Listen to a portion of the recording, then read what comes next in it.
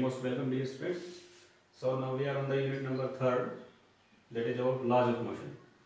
So जो सबसे पहला क्वांटिटी जो हमने डिफाइन करना है that is about force. So what is the force? Force एक ऐसा फिजिकल क्वांटिटी है जो हम किसी ऑब्जेक्ट पर अप्लाई करते हैं तो उसके उस ऑब्जेक्ट को जो है मोशन में ये बदल सकता है या फिर मोशन करते हुए किसी ऑब्जेक्ट का उसको रेस्ट में भी ये ला सकता है फोर्स. तो इसको हम जनरली पुल और पुश के टर्म्स में इसको हम बताते हैं कि भाई या तो धकेलते हैं किन्हीं ऑब्जेक्ट्स को तो तब हम उस पर फोर्स अप्लाई कर रहे होते हैं या किन्हीं ऑब्जेक्ट्स को हम खींच रहे होते हैं तब भी हम उस पर फोर्स अप्लाई कर रहे होते हैं. तो हम फोर्स अप्लाई करके ऑब्जेक्ट को मोशन में क्रिएट कर सकते हैं या फिर मूविंग ऑब्जेक्ट्स को रोक सकते हैं. जैसे कि for example a football on the ground, अगर फुटबॉल को हम किक कर देते हैं, we are just applying the force on the ball. तो किक करते हैं तो ऑन द ग्राउंड रोल करके आगे बढ़ता है. So in that we are applying the force. तो फोर्स उस पर हमने लगाया और बॉल के अंदर मोशन हो गई. ठीक ऐसे हमने उसको रोकना है, then we can apply the force on the ball. तो हम उसको रोक भी सकते हैं मोशन को. कई बार फोर्स हम अप्लाई करते हैं, जरूरी नहीं मोशन क्रिएट हो उसमें. जैसे कि मान लिया सपोज में बहुत बड़ा कोई पत्थर है और उसको हम उठा करके फेंकना चाहें तो बहुत बड़ा पत्थर बहुत बड़ा है और उसको नहीं उठा पा रहे, but we are trying to apply the force. हम उस पर trying to create the motion, हम उस पर फोर्स अप्लाई कर रहे हैं, मोशन क्रिएट करने की कोशिश कर रहे हैं, उसमें फेंकने की कोशिश कर रहे हैं, but we are not successful. तो हम उसमें सक्सेस नहीं हो पा रहे, बट अप्लाई द फोर्स. तो कई बार फोर्स अप्लाई करते हैं तो मोशन क्रिएट मतलब नहीं भी हो पाता, but force is the factor which just tries to attack the motion of the object और to stop the moving object. और डायरेक्शन भी फोर्स जो है ऑब्जेक्ट पर जो अप्लाई करते हैं तो डायरेक्शन में भी चेंज कर सकता है. जैसे कि फॉर एग्जांपल कोई स्टोन है और हमने रस्सी से उसको बांध रखा है और उसको हम with our hand we are just continue applying the force in the circular path. ऐसे रिवॉल्व करता जा रहा है स्टोन विद द स्प्रिंग. तो जैसे हम कंटिन्यू फोर्स उस पर अप्लाई कर रहे हैं, that continue force is changing in the direction. उस ऑब्जेक्ट का लगातार डायरेक्शन बदलता जा रहा है और जो हम अपने हाथ से अप्लाई कर रहे हैं उस पर force, that is compensating that there. तो उसमें वो वहां पर कंपनसेट हो जाए. So the force is the physical quantity which just in the terms of और पुल और पुश, इनके टर्म्स में उसको हम डिफाइन कर सकते हैं. ये मोशन को क्रिएट कर सकता है, किसी मूविंग ऑब्जेक्ट को रोक सकता है और डायरेक्शंस किन्हीं ऑब्जेक्ट्स की जो मोशन कर रहा होता है तो उनको चेंज कर सकता है बाय अप्लाइंग द फोर्स. और tries to change the direction, tries to stop और try to move the object. मतलब फोर्स एक हम अप्लाई करते हैं, वो हो सकता है मोशन हो भी जाए ऑब्जेक्ट में, मोशन किन्हीं कंडीशन में ना भी. So that is about the force. So next we are on the Aristotle's policy. What is Aristotle's policy? Aristotle said about the motion of the objects that there is an external force needed to continue the motion of the objects. Aristotle says, ये बता रहे हैं कि एक external force की हमें जरूरत है किसी ऑब्जेक्ट का जो है मोशन को क्रिएट करने के लिए. बट हम देखते हैं कि मान लिया सपोज करें कोई ऑब्जेक्ट रोल, मान लिया सपोज करें फुटबॉल है that is rolling on the ground, लेकिन हमने देखा कि कुछ समय कुछ डिस्टेंस कवर करने के बाद फुटबॉल अपने आप ही रुक जाता है. So there is the another force behind that is the force of friction. तो हम इसको ऐसा कह सकते हैं कि एक्सटर्नल फोर्स की हमें अप्लाई करें लेकिन उसके बाद कुछ ना कुछ दूरी पे कवर करके ऑब्जेक्ट अपने आप में रुक जाता है. That is the reason behind that is force of friction, air friction, frictional force. कोई अपोजिंग फोर्स है जिसकी वजह से रुक जाता है. हाँ, ये हम कह सकते हैं if we imagine the whole of the world as the absence of the force of friction, opposing force, then there is no need for the external motion, external force to apply on the different objects to make them in moving. तो इस तरह का Aristotle ने बताया कि भाई जो है एक्सटर्नल फोर्स की जरूरत है, लेकिन अगर फोर्स ऑफ फ्रिक्शन को हटा दें तो फिर हमें बात थोड़ा सा अलग से उसका मिलता है कि फिर तो हम एक्सटर्नल फोर्स अप्लाई करें फिर तो ऑब्जेक्ट जो है मोशन करता ही रहेगा, रुकेगा ही. That is Aristotle's force.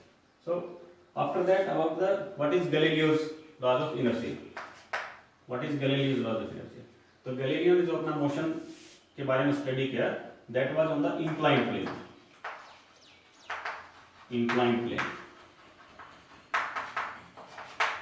Galileo's law of inertia. inclined plane पर इसने डिफरेंट ऑब्जेक्ट्स का मोशन को स्टडी किया विद डिफरेंट एक्सपेरिमेंट्स और इन्होंने गैलीलियो ने फिजिकल क्वांटिटी इनर्शिया को डिफाइन किया। व्हाट इज इनर्शिया, इनर्शिया क्या होता है उसको इसने डिफाइन कर दिया।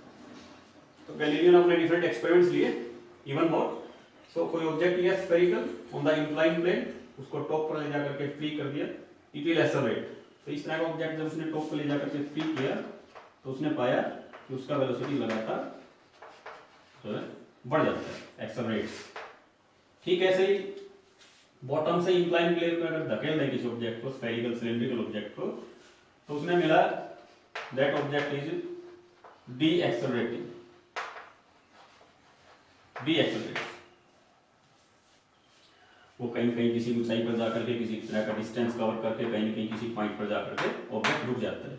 ठीक ऐसे ये यहाँ से ऑब्जेक्ट चलेगा, इट विल एक्सेलरेट, वेलोसिटी बढ़ेगी लगातार। लेकिन जैसे ही बॉटम से मैं टॉप की तरफ धकेलूंगा स्फेरिकल सिलेंड्रिकल किसी तरह के ऑब्जेक्ट्स को, वो किसी पॉइंट पर जाकर के रुकेंगे, मतलब डी एक्सेलरेट, नेगेटिव एक्सेलरेशन। एक तरह से एक्सेलरेशन की टर्म्स में इनको कह देते हैं कि एक्सेलरेट्स हो रहा है and that is D accelerate means negative acceleration.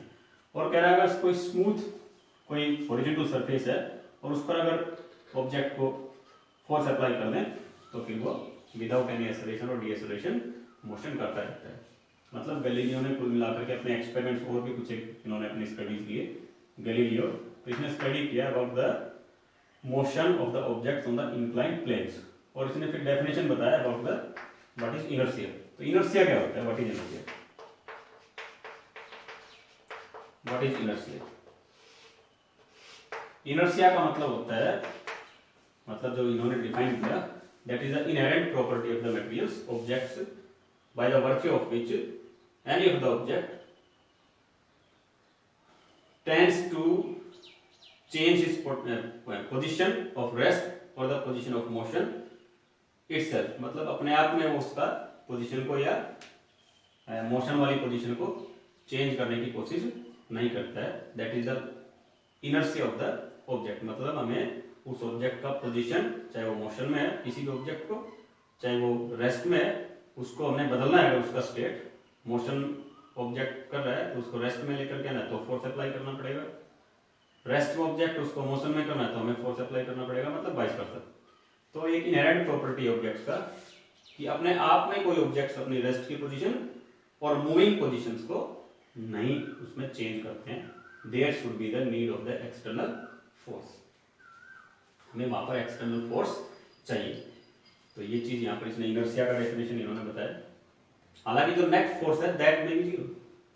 अगर किसी ऑब्जेक्ट में हमें फोर्स अप्लाई करके और मोशन क्रिएट करना है, the net force may be equal to zero, total force zero हो सकता है, क्योंकि हमें किसी ऑब्जेक्ट को धकेल करके मोशन में क्रिएट करना है सपोज करें, तो मुझे एटलीस्ट उतना तो फोर्स लगाना ही पड़ेगा जितना कि फोर्स ऑफ फ्रिक्शन है, अपोजिंग फोर्स है।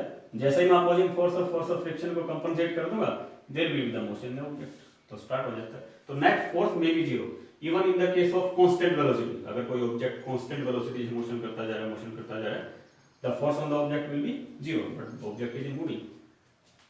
तो वो भी कंडीशन हम पढ़ सकते हैं, गैलीलियोस लॉ ऑफ इनर्शिया। तो इनर्शिया का उसने जो है डेफिनेशन बता दिया।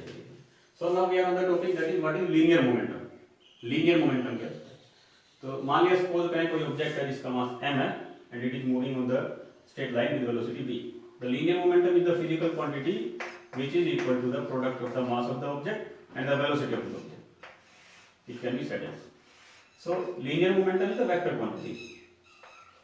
So the direction of the linear momentum vector is the same as that of the velocity vector. मतलब लीनियर मोमेंटम का वही डायरेक्शन होता है जो डायरेक्शन वेलोसिटी का डायरेक्शन होता है.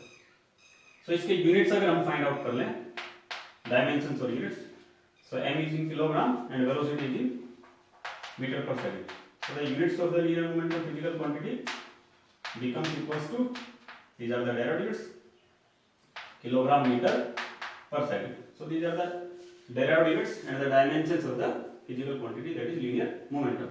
It has the direction in the direction of velocity vector. तो सपोज करें इस एग्जांपल से मैं इस इक्वेशन से यहाँ से बात करना चाह रहा था कि कैसे ग्राफ्स को कैसे ड्राइव कर रहे हैं. P डायरेक्टली प्रोपोर्शनल टू, यानी कि डिफरेंट कंडीशंस में क्या लिखा है, मान लिया इक्वेशन मैंने लिख दिया P इक्वल्स टू m. तो यहाँ से हम फर्स्ट ग्राफ की बात करना चाह रहे थे. मान लिया सपोज करें m constant. If m constant तो इस इक्वेशन से क्या लिखें, मतलब अगर इस इक्वेशन में m कांस्टेंट है तो p equals to m into v, और अगर m कांस्टेंट है तो momentum directly proportional to velocity. और अगर डायरेक्टली प्रोपोर्शनल है, अगर mass of the object constant है, then momentum of the object will be directly proportional to its velocity, और डायरेक्टली प्रोपोर्शनल होगा तो the graph will between momentum and the velocity will be of a straight line. ठीक है। अगर दूसरे condition की बात हम यहाँ पर कर रहे हैं, सपोज करें जैसा कि कंडीशन है वेलोसिटी कांस्टेंट, मान लिया वेलोसिटी हमने कांस्टेंट कर दी, velocity constant, then momentum will be directly proportional to mass of the object, directly proportional to the mass of the object, and again graph will be straight line. Momentum will be directly proportional to the mass of the given object. तो फिर से straight line graph इसमें आ जाता है। अगर third condition की फिर से यहीं पे बात कर लें, जैसे कि यहाँ लिखा हुआ है, अगर momentum of the object is constant, मान लिया मोमेंटम कांस्टेंट है, तो मोमेंटम कांस्टेंट है तो mv will be constant, mv will be equals to constant, यानी कि ये समझ लें कि जो वेलोसिटी है that is inversely proportional to the mass of the object. मतलब मान लिया सपोज करें, थर्ड केस की मैं बात कर रहा था, इसको थोड़ा सा एक्सप्लेन करना था कि जो वेलोसिटी है वो मास पे इनवर्सली प्रोपोर्शनल होगा अगर मोमेंटम कांस्टेंट हो। और ग्राफ भी हमें वेलोसिटी बिटवीन मोमेंटम इस तरह का दे रहा है, velocity between the mass of the object इस तरह का मिल जाता है। तो velocity inversely proportional to the mass of the object. मान लिया सपोज करें दो ऑब्जेक्ट्स हैं m1 और m2 मासेस के, तो उनका जो मोमेंटम हुआ m1v1 और दूसरे ऑब्जेक्ट का मोमेंटम हुआ m2v2, और मान लिया दोनों ऑब्जेक्ट्स का मोमेंटम बराबर है of the different masses, m1v1 equals to m2v2। तो यहाँ इस इक्वेशन से भी हमें अगर पता लग जाए तो what is the ratio of these factors, m1/m2 equals to m1/m2, factor से हमने इसको डिवाइड कर दिया, will be equals to v2/v2, m1/m2 equals to v2/v1। इसका मतलब ये हुआ कि velocity of the object whenever the linear momentum is constant, दो ऑब्जेक्ट्स थे जिनका लीनियर मोमेंटम m1v1 m2v2 था, डिफरेंट मासेस के थे, m1 m2, वेलोसिटी उनकी v1 v2 था, बट लेकिन उनका मोमेंटम कांस्टेंट था, p इज कांस्टेंट, दोनों ऑब्जेक्ट्स का जो मोमेंटम था वो बराबर था।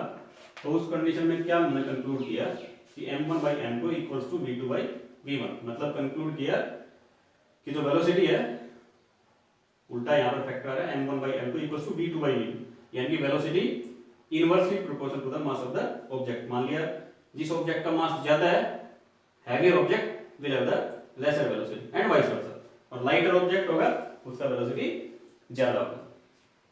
So these are